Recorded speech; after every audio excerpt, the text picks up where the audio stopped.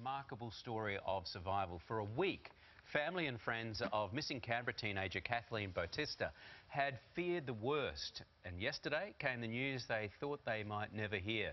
The 19-year-old was alive after running her car off a road in remote bushland. It's a remarkable story of survival. And joining us is ACT Police Detective Sergeant John Giles, who headed the search. He was there when Kathleen was found, and he joins us now. That must have been, as we welcome you to the show, a fantastic moment for you. It was a great moment, Cam. Yeah, it was a big moment. It was one of those moments that I think you'll never, ever forget. And she was missing since last Saturday. Obviously, the search getting more and more frantic. How did you actually locate her? So initially we had very little data to base our search on. The search and rescue teams were initiated very, very early on. But like I said, with very, very little information to base our search, we had a telephone ping, I guess, that actually put her to the west of the ACT in really heavy bushland that goes out towards the Brindabella Ranges. It wasn't until later on in the piece that we found another telephone tower that had also registered a signal from Kat's phone.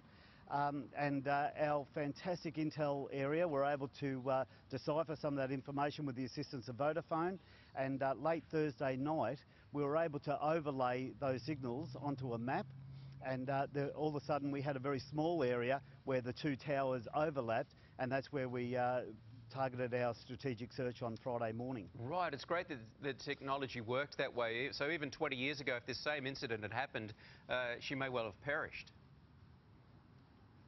Look, it may have gone anyway, and even this investigation, 6 days is a long time for a young girl who's 19 years old, injured, and less than 45 kilos wringing wet, to sustain herself out in the middle of nowhere.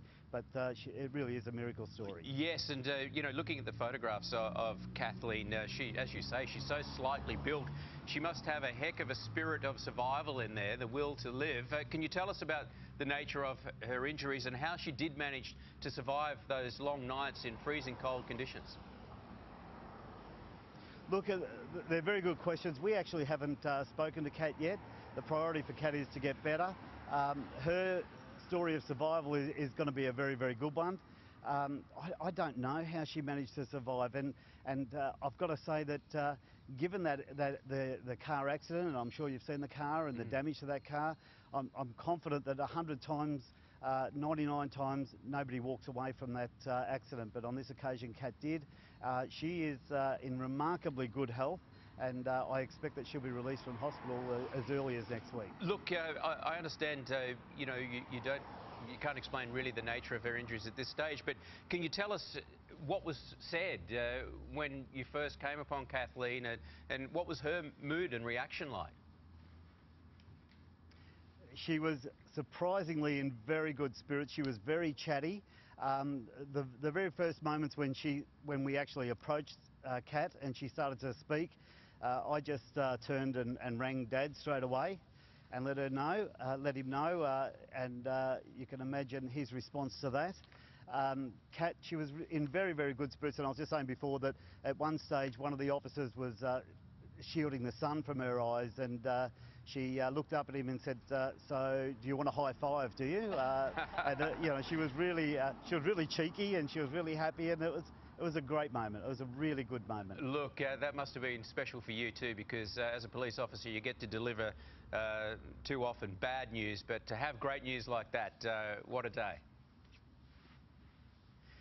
Amazing, isn't it? And as you say, we deal with tragedy and trauma every day, and actually give somebody some good news, and to the credit of the people who have been involved in this, and Lockie Ryan and Mark Travis from the search and rescue team, the SES, our amazing intel people, everyone who stood by this remained upbeat and positive. You can imagine that there was a collective sigh of relief on Friday morning when we got the news we were looking for. John Giles, thank you very much for telling us the story this morning, and pass on our regards to Kathleen. Can't wait to hear the rest of the detail. Thank you. My absolute pleasure. Thanks, Ken.